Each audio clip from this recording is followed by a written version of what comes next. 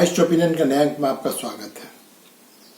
दोस्तों, ऐसी क्या बात हो गई, 3 हफ्ते में ऐसा क्या हो गया कि ऑल ऑफ सडन बहुत सारे यूट्यूबर्स, सोशल मीडिया सब पर कि चुनावी हवा बदल गई। चुनावी हवा बदल गई और हमें पता ही नहीं चला। सोशल मीडिया पर और खास करके जो कुछ यूट्यूबर्स हैं, वो यूट्यूबर्स जो पहले कभी पत्रकार हुआ करते थे, जिनको या तो नौकरी से निकाल दिया गया या वो इस लायक नहीं थे कि उनको चैनल अपने यहाँ नौकरी पर रखे। तो ये जो यूट्यूबर्स हैं, जो ये तथाकथित पत्रकार हैं, ये पहले भी गोदी मीडिया थे। यहाँ पे ऐसे ऐसे पत्रकार थे जो पिछली सरकारों में, मेरा मतलब है कि यूपीए की सरकार में, वो कैबिनेट में कौन होगा और कौन नहीं होगा वो तय किया करते थे। तो ये सब जो यूट्यूबर्स हैं, इन्होंने एकाएक पिछले 1 सप्ताह से मैं देख रहा हूं कि चुनावी हवा बदल गई, चुनावी हवा बदल गई। मैं भी बैठकर सोचने लगा कि भैया ऐसा कौन सा नया मुद्दा पिछले 3 सप्ताह में आ गया कि चुनावी हवा बदल गई। और ये इतने जोर शोर से उठाया जा रहा है जैसे कि बस सब खत्म, मोदी गया, मोदी के आने की कोई संभावना नहीं है। इस तरह की हवा पूरी बनाई गई है। और जब ये हवा बनाई गई तो स्वाभाविक है कि जिनके लिए वो हवा बना रहे हैं वो भी अपने प्रेस कॉन्फ्रेंस में उसको कहना चालू किए। सबसे पहले राहुल गांधी आए, उन्होंने कहा कि भाजपा को इस बार 150 से ज्यादा सीट नहीं मिलेगी। चलो भाई।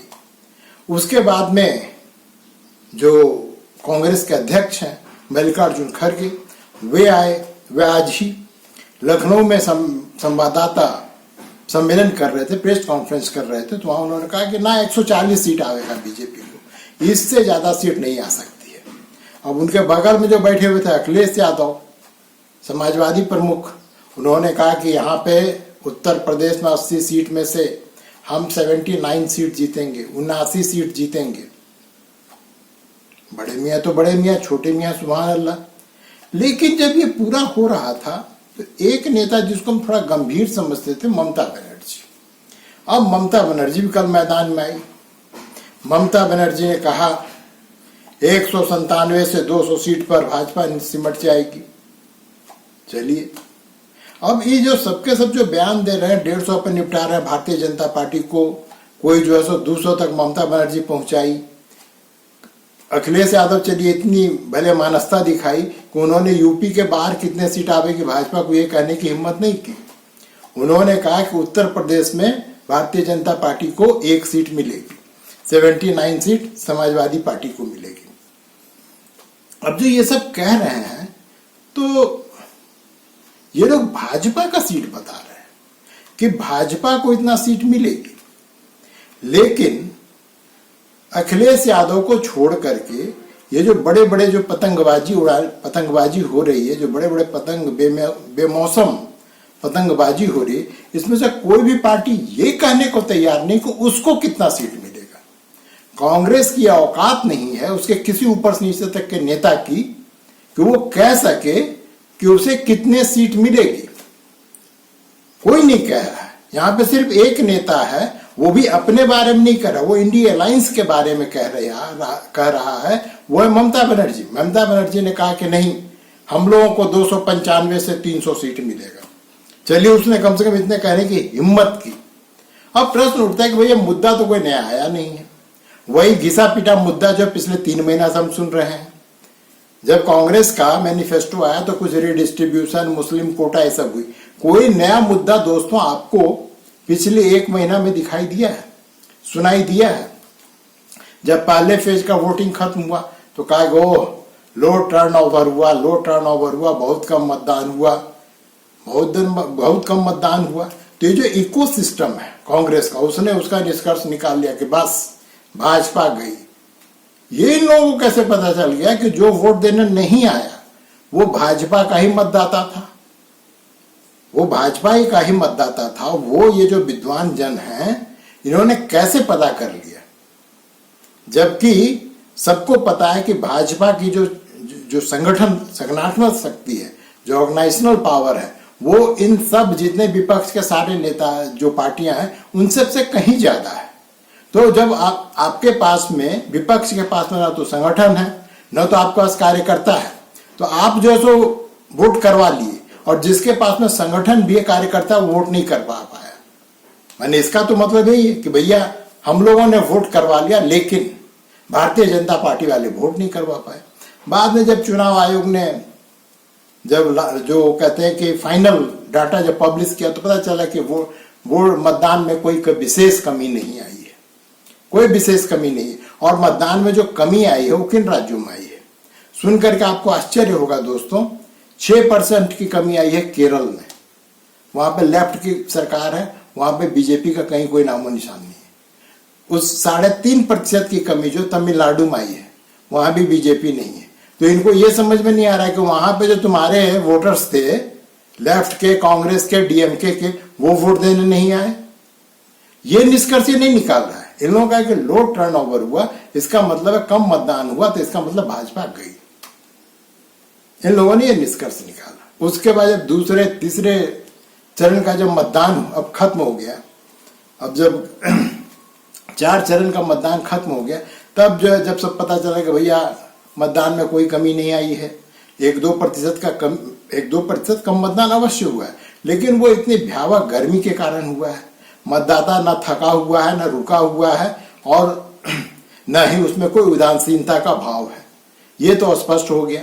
तो भैया फिर तुम अब तक जो इससे पहले तुम उड़ा रहे थे पतंग कि कम मतदान हुआ इसलिए भाजपा चली गई, तो वो तो जो तुम्हारा जो तुम बनाए थे पूरा का पूरा फंतासी जो कहानी पहले पड़े थे, वो तो तुम्हारा खत्म हो गया। अब आइए कि फिर इन लोगों को ये कहने का आधार कहां से मिल रहा है कि भैया भाजपा तो गई, भाजपा 150 क्रॉस नहीं कर पाएगी, 200 क्रॉस नहीं कर पाएगी, एनडी की 4 जून को सरकार बन जाएगी। आखिर ये कहने की इनकी औकात कैसे हो रही है? दरअसल दोस्तों, न तो कोई तथ्य है इसमें, न कोई आंकड़ा है। ये इनकी जो है उम्मीद है, ये इनकी अपेक्षा है कि ऐसा हो। जैसे बहुत भीषण गर्मी पड़ रही है तो हम सोचे कि अब जो है हम स्विट्जरलैंड में होते, वैसे ही इनकी अपेक्षा और उम्मीद है कि 4 जून को इंडी अलायंस की सरकार बन जाए। और ये जो थोड़ा बहुत जो बताते हैं कि कैसे होगा, इनका मानना है कि तेलंगाना में भयानक उलटफेर हो जाएगा, रेवंत रेड्डी सारे सीट जीत के आ जाएंगे, डीएमके तमिलनाडु में कमाल कर देगा, कांग्रेस केरल में कमाल कर देगा, महाराष्ट्र में भूचाल आ जाएगा, बिहार में भी भूचाल आ जाएगा, और बंगाल में भूचाल आ जाएगा। मैंने इनका मानना है कि इन राज्यों में जो भी सीट है वो सब के सब जो इंडिया अलायंस को मिल जाएगा। जबकि दोस्तों, अगर आप थोड़े भी तार्किक ढंग से सोचें तो ये संभव ही नहीं है, ये संभव ही नहीं है। अब तक केरल में भारतीय जनता पार्टी का एक भी सीट नहीं था। वास्तविकता यह है कि वहां पर जो बड़े बड़े, जो खास करके केरल में जो वहां पर जो मलयालम में जो अखबार छपती है, उन सबका मानना है कि कम से कम 2 सीट भारतीय जनता पार्टी को केरल में मिलने जा रही है। तमिलनाडु में भी 2 से 4 सीट का अनुमान वहां का स्थानीय अखबार लगा रहा है। सबको पता है कि आंध्र प्रदेश में इस बार टीडीपी से अलायंस होने के बाद वहां पे भारतीय जनता पार्टी, जहां वो शून्य है, ये जो 3 राज्य में बताया इसमें शून्य थी। केरल में अगर 2 सीट मिलती, वो शून्य से 2 की ओर जा रहा है। तमिलनाडु में अगर 2 से 4 सीट मिलती, वहां भी शून्य में था भारतीय जनता पार्टी। उसके बाद आंध्र प्रदेश में दोस्तों, वहां भी शून्य में भारतीय जनता पार्टी, लेकिन टीडीपी से जब उसका अलायंस हो गया तो वहां भी उम्मीद है कि 2-3 सीट भारतीय जनता पार्टी को मिल जाएगी। खास करके जो आपका तेलंगाना की बात है, तेलंगाना में अभी भारतीय जनता पार्टी के पास 4 सीट है, और ये सब कोई मानता है कि ये या तो 8 हो जाएगा या 10 हो जाएगा। वहां भी ये भी सत्य है कि वहां पे कांग्रेस की भी सीट बढ़ेगी, क्योंकि जो बीआरएस के पास जो सीट थी वो अब शून्य की ओर बढ़ रही है। इसी तरह से कर्नाटक इन लोगों के बढ़ा। कर्नाटक में 28 सीट है। पिछले चुनाव में भारतीय जनता पार्टी के पास में 25 सीट थी। अब यहां पे कहा जा रहा है कि उससे कुछ सीट छीन जाएगी। जो ज्यादातर बड़े माने कंजर्वेटिव जो आकलन करते हैं, उनका भी मानना है कर्नाटक में कम से कम भारतीय जनता पार्टी को 20 सीट तो होगी ही होगी। तो अगर आप साउथ का ही सिर्फ आकलन करें तो भारतीय जनता पार्टी को 2019 के तुलना में इस बार ज्यादा सीट हो जाएगी। इसी तरह से उड़ीसा में कहा जा रहा है कि इस बार भारतीय जनता पार्टी वहां पर स्वीप कर रही है, और ये सत्य है। इसी तरह सटे हुए बंगाल में भी इस बार भारतीय जनता पार्टी की सीट बढ़ने जा रही है, और कुछ लोगों का अनुमान तो यहाँ तक कि को 30 सीट पा जाएगी। लेकिन मैं नहीं मानता हूं कि 30 सीट पाएगी, लेकिन 22 से 25 सीट के बीच में रहेगी, क्योंकि पिछले चुनाव में भारतीय जनता पार्टी के पास में 18 सीट थी। तो अब 22 से 25 के लगभग ये भारतीय जनता पार्टी को सीट मिलेगा। झारखंड की स्थिति जो है वो ये कि यहाँ पे कोई बदलाव नहीं होने जा रहा। जैसे 12-2 था, इस बार 13-1 हो जाए, इससे ज्यादा कोई बदलाव नहीं होने वाला है। बिहार में 17 सीट पे भाजपा लड़ रही, उसमें से 1 सीट वो गंवाने नहीं जा रही है, और जो उसके सहयोगी दल है उनकी सीट कुछ कम होगी। ये सत्य है कि उनकी सीट कम होगी और कुछ सीट राजद को मिलेगी, लेकिन उससे भारतीय जनता पार्टी की सेहत पे क्या असर पड़ रहा है? उससे कोई असर नहीं पड़ रहा है, क्योंकि भारतीय जनता पार्टी का सीट वहां भी कम नहीं हो रहा है। फिर जहां ये महाराष्ट्र की बात करते हैं, महाराष्ट्र में भी जो 23 सीट पे वो लड़ रही है भारतीय जनता पार्टी, 23 नहीं 30-35 सीट पर लड़ रही है, तो वहां पे भी जो उसकी स्थिति पिछले 2019 के चुनाव में थी, वही स्थिति इस चुनाव में भी रहेगी। उसकी सीट भारतीय जनता पार्टी की नहीं घट रही है, वहां पर जो उसके अलायंस पार्टनर थे उनके सीट में कमी आ रही है, और कमी आवेगी, ये सत्य है। गुजरात में कोई फर्क नहीं पड़ने वाला, राजस्थान में फिर 2-3 सीट जो है भाजपा गंवाएगी, लेकिन मध्य प्रदेश में कोई अंतर नहीं पड़ने वाला है। और जो स्वाति मालीवाल का कांड हो गया है, उसके बाद में दिल्ली में साथ के साथ फिर से भारतीय जनता पार्टी को मिलने वाली। हरियाणा में 2 से 3 सीट भाजपा गंवाएगी, ये सत्य है, लेकिन पंजाब से वो कवर भी कर लेगी, पंजाब से वो कवर कर लेगी, क्योंकि इस बार वहां पे भारतीय जनता पार्टी का पंजाब में सीट बढ़ना तय है। हिमाचल में 4 में से 3 सीट तो भाजपा 100% जीतेगी, 1 सीट पर थोड़ा फाइट है। और अब जब आते हैं उत्तर प्रदेश में, जो अखिलेश यादव की बात कि हम लोग 79 सीट पाएंगे, ये 2019 में बीएसपी और सपा का अलायंस था, वहां पे सबसे पावरफुल अलायंस उसको माना जा रहा था। तब जो है ये 15 सीट पे जाकर अटक गए, उसमें भी 65 सीट भारतीय जनता पार्टी को मिली थी। इस बार के चुनाव में इनका अलायंस भारतीय बहुजन समाज पार्टी से नहीं है। बहुजन समाज पार्टी अलग से लड़ रही है, और वो सारे सीटों पर अपने कैंडिडेट दे रही है, और सारे सीटों पर कैंडिडेट देकर के भारतीय जनता पार्टी को हानि नहीं पहुंचा रही है, वो समाजवादी पार्टी को ढकेल रही है गड्ढे में। कांग्रेस का कोई वहां वजूद नहीं है, और उसके बावजूद अगर आप ये सोचते हैं कि आपको 79, अरे आपको 9 सीट मिल जाए वो बहुत है, क्योंकि जो अब तक जो वहां से चुनावी रुझान आ रहे हैं और जो आंकड़े, जो लोग ग्राउंड पे काम कर रहे हैं, जो आंकड़े दे रहे हैं, उससे साफ प्रतीत होता है कि 70 से 71 सीट उत्तर प्रदेश में भाजपा पाने जा रही है।